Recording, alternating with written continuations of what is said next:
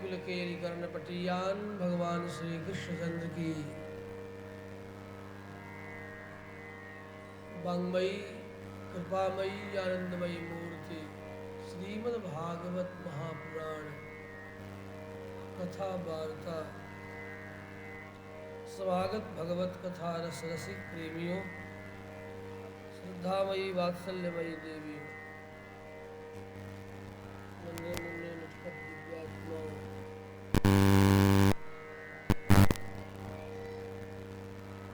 आज महात्म्य कथा से अब तक चतुर्थ सत्र आरंभ हो रहा है।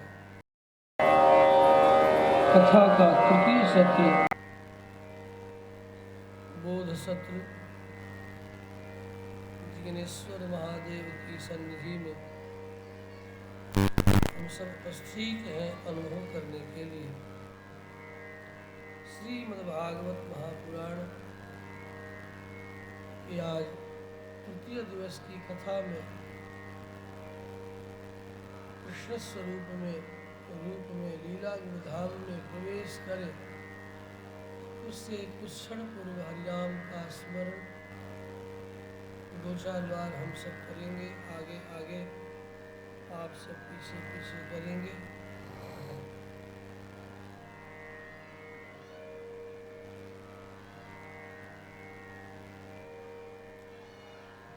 हरे कृष्णा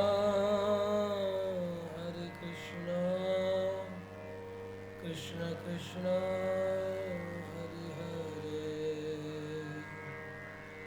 हरे राम राम राम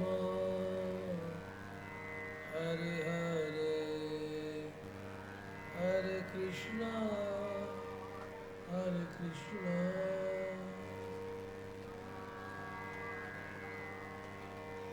हरे राम राम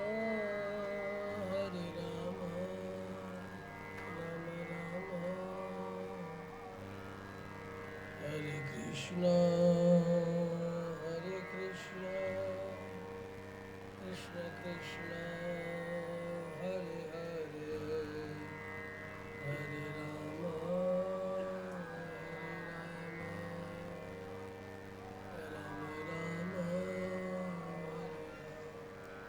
हरे कृष्णा कृष्ण कृष्ण हरे हरे, हरे राम राम हरे हरे, हरे कृष्णा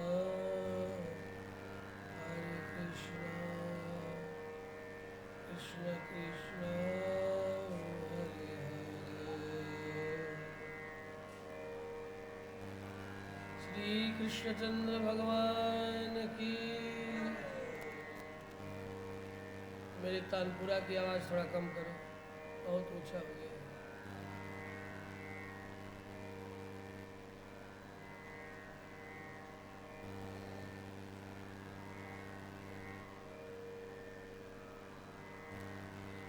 इदं भागवतं नाम पुराणं ब्रह्मसंहितं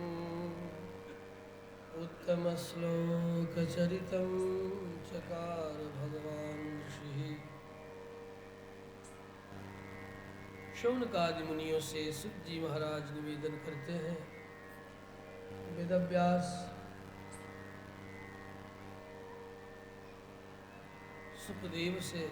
सुखदेव मुनि परीक्षित मुनिवर सुखदेव ने कहा, राजन,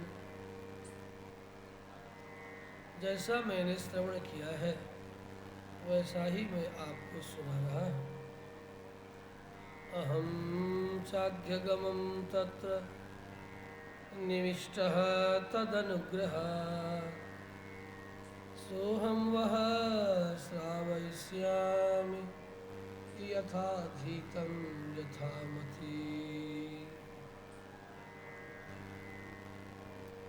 इधर शौनकादि मुनियों ने सुत जी से कुछ एक बातें बीच में पुनः पूछा है। सुखदेव मुनि जन्म के समय ही भाग गए जंगल में, वे कब आए कि उन्हें वेदव्यास ने श्रीमद् भागवत की कथा सुनाई। मैंने सुना है कि उनके पुत्र महायोगी थे, समदृष्टा थे, निर्विकल्पक समाधिनिष्ठ थे, एकांत में निवास करते थे। देखने से लगता था कि कभी सोते ही नहीं हो। एकांत मतिरुन्निद्रो गूढ़ो मूढ़ैवेयते तस्य पुत्रो महायोगी समदृङ्निर्विकल्पकः।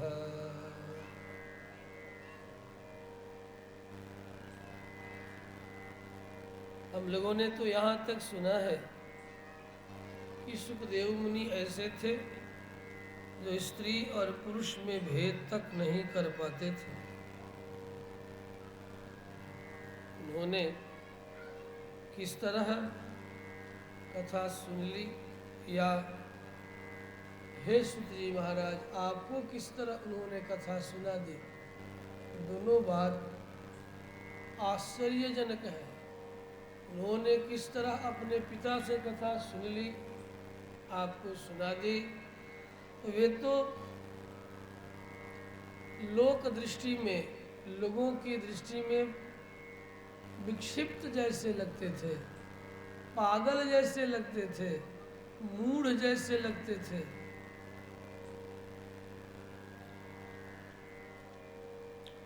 सुत जी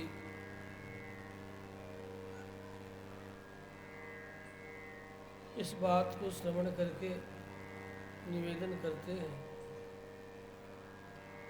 और भी शौनकादि मुनियों ने कहा है, हमने ये सुना। एक बार जब वे अपने पिता से भागवत सुन करके, जब उनकी माँ ने गुरु दक्षिणा के रूप में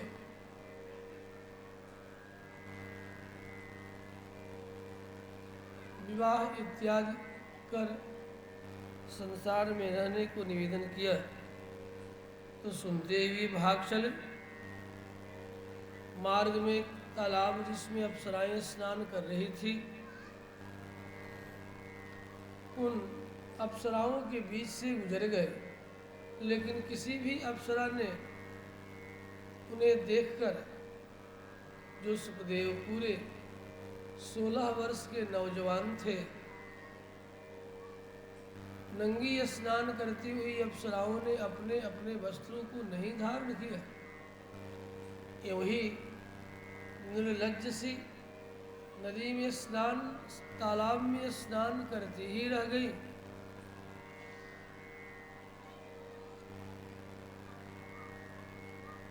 हम लोगों ने सुना है ऐसा। तब वेदव्यास ढूंढते हुए दौड़ते, जैसे जन्म के समय में ढूंढते दौड़ते चले आ रहे थे, वैसे ही वे चले आए। अप्सराओं ने उन्हें देख करके अपनी अपनी साड़ी तो पहन ली। तब बादरायण वेदव्यास को बड़ा आश्चर्य हुआ। सच बताओ, मेरा जुआ पुत्र तुम लोगों के बीच से निकल गया, तनिक लज्जा नहीं आई? मुझे वृद्ध को देख इस तरह लज्जित होना क्या ठीक लगता है? तब अप्सराओं ने कहा, हे बादरायण, दृष्ट्वानुयान्तमृषिमात्मजमप्यनग्नं देव्यो ह्रिया परिदधोर्न सुतस्य चित्रम्। इसमें तनिक भी कोई विचित्र बात नहीं है बादरायण। सुखदेव के पिता आपके पुत्र के संबंध में कोई विचित्र ऐसी बात नहीं है। आपसे लज्जा इसलिए कि आप स्त्री और पुरुष के भेद को, चिन्ह को, लक्षण को जानते हैं। आपका पुत्र स्त्री किसे कहते हैं, पुरुष किसे कहते हैं, इस भेद तक को नहीं जानता।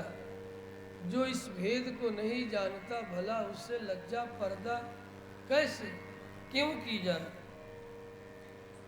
आपका पुत्र परम विद्वान और विविक्त है, विरक्त है। इतना उसका ज्ञान योग व्यापक हो चुका है कि वह समदृष्टि संपन्न हो गया है। अतः शत्रु मित्र की भावना से वह ऊपर उठ चुका है। बड़े बड़े देवता भी सुखदेव मुनि के चरणों में नमन करने में अपने आप को गौरवान्वित अनुभव करते हैं। ऐसा मानवों में अपने ज्ञान विज्ञान के द्वारा इतना ऊंचा चढ़ गए सुखदेव कि देवता भी नमन करने में अपना गौरव मानते हैं। तभी तो उस परीक्षित को कथा सुनाते समय देवता सुखदेव के पास आए, अमृत घट लेके कि बाबा आपके चरणों में प्रणाम, कहो इनसे ये डरते हैं परीक्षित मरने से, ये अमृत का घड़ा गटक जाएं और हम सब आपके श्रीमुख से आपके चरणों में बैठ करके भागवत कथामृत का पान कर ले। आप कृपा कर हम देवताओं को भागवत कथामृत पिला दें और अपने इस यज्ञमान को यह स्वर्गामृत पिला दे।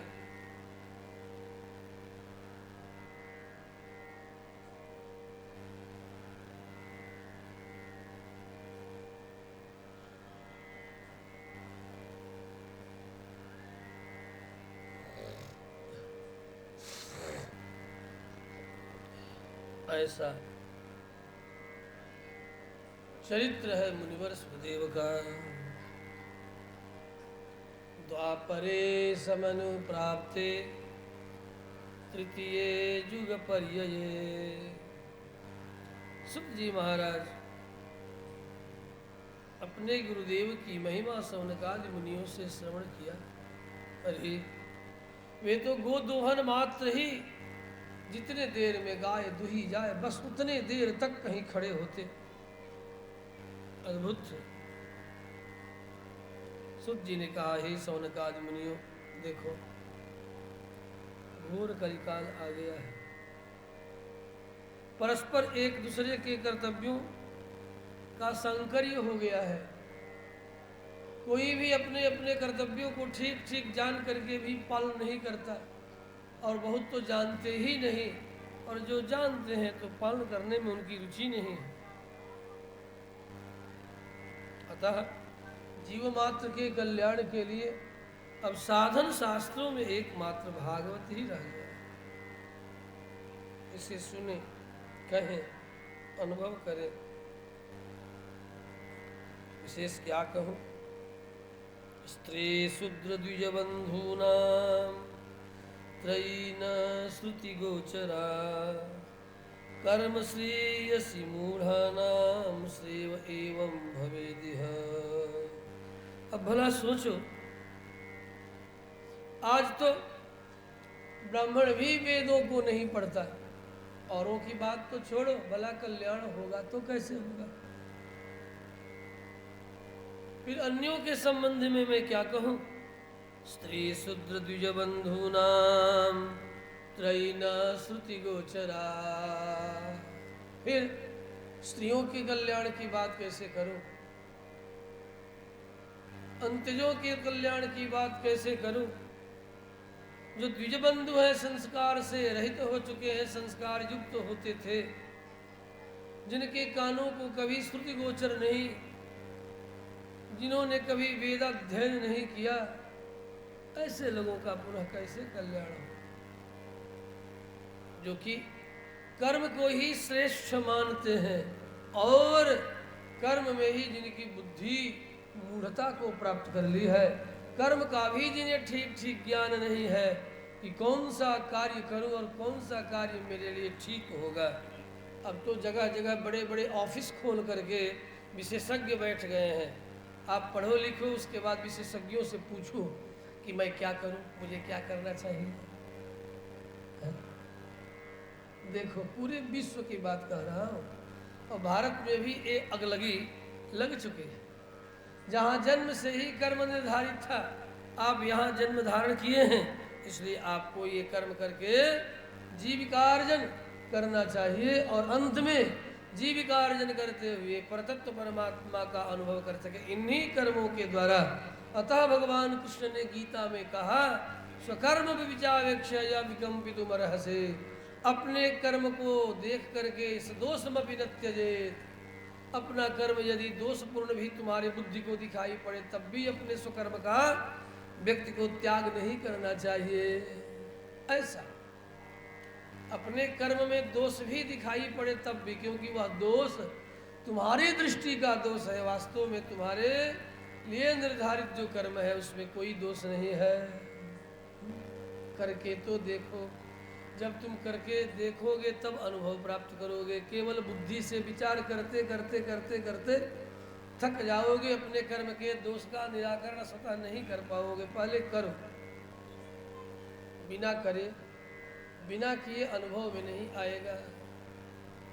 और आज कली के कोलाहल में सबसे ज़्यादा घबराहट में ब्राह्मण है। अरे शास्त्रियों ने तो कहा वेद पढ़ो और पढ़ाओ, हाँ, यज्ञ करो और कराओ, दान दो और दान लो, हाँ? अब तो कोई देने के लिए तैयार नहीं है, भला जीविका कैसे चले। कोई यज्ञ कर्मादि कराने के लिए तैयार नहीं है, भला जीविका कैसे चले। अब तो कई वेदों को पठन पाठन की व्यवस्था ही में काले की पद्धति ने उजाड़ करके रख दिया अंग्रेजों ने। अब भला हम क्या करें। सबसे ज़्यादा तो घबराहट आज स्वधर्म का आखिर पालन करे तो हम कैसे करें बाबा। देश की परिस्थिति धर्मनिरपेक्ष हो गया शासन, इन्हें कोई वेद आदि शास्त्रों से कोई मतलब नहीं। और यहाँ तक कि ये चोटी कटवा गांधी और जवासुर, इन दोनों ने धर्मनिरपेक्ष शासन को लागू करके ये दोनों के दोनों चोटी कटवा हैं। दोनों अपनी अपनी चोटी कटा करके पाताल में धंसा दिए। और इन लोगों ने इसे हिंदुस्तान को, इस वैदिक सनातन धर्मावलंबियों के राष्ट्र को बिगाड़ने में कोई कोर कसर नहीं छोड़ा। श्री कृष्णचंद्र भगवान के वास्तव में अधिकारी थे उन्हें तो गलवहियां निकाल करके बाहर कर दिया। पटेल महाभाग को तो बनने नहीं दिया नालायकों ने। अस्तु, और आज तक जस और कीर्ति के दृष्टि से सुभाष जैसे लोग और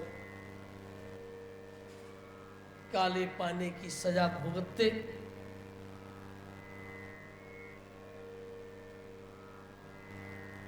राष्ट्र को स्वतंत्रता के लिए अपने कतरा कतरा को समाहित करने वाले लोगों को निर्वासित कर दिया गया। जो भारत में आकर के भी गुमनामी बाबा के नाम से प्रसिद्ध हुए। अयोध्या में हमारे कोसले सदन के बगल में ही गुमनामी बाबा रहते थे, एक सरदारों का। वहाँ गुरुद्वारा था, उसमें आकर के रहते थे।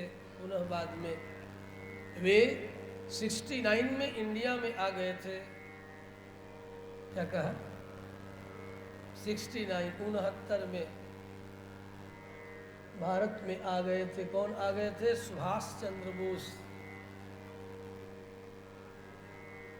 अंतरिम सरकार के समय में उन्हीं का फोटो तुम्हारे कागज के प्रतिभूति अर्थात रुपये पर छपा करता था। श्री कृष्णचंद्र भगवान की